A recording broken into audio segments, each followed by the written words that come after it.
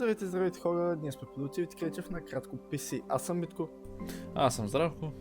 Днес ще си говорим за Bottleneck и в други видеа сме засягали тази тема, но днес ще разгърнем малко повече. Пожелавам ви приятно гледане. Та, какво е Bottleneck? Bottleneckът може да го има при всички останали компоненти, не само при процесорът и видеокарта. Bottleneckът ви ограничава максималната производителност на даден компонент. Примерно, ако сте си взели много мощна видеокарта, но процесорът ви е много стара генерация, процесорът ще определи крайният ви резултат. За жалост, Bottleneckът е неизбежен в хардуера. Защо ли? Ами защото всеки компонент се работи с различна скорост. Те са като в една верига, а веригата е толкова бърза, колкото е и най-бавният елемент. Това си е физически принцип. Има няколко типа Bottleneck. Най-често срещаните са от процесора и от видеокартата.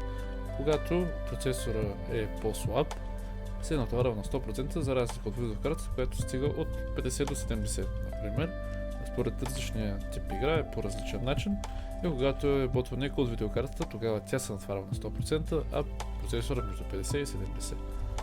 Затова трябва да бъдете много внимателни при избора на части. Дали ще си изберете части за компютър или ще си избирате лаптоп, трябва да внимавате много добре да подберете самите части. Не че няма да имате Bottleneck, но може да намалите шанса от това и да го направите доста по-малък по принцип. Също така може да имате Bottleneck и от ръмта. Зависи ако тя е прекалено бавна или по-стара. Също така ако е с по-малко гигабайти, примерно ако искате да играете някаква игра, която изисква 32 гигабайта RAM, вие играете с 16, нали, пак ще ви дропва FPS и да.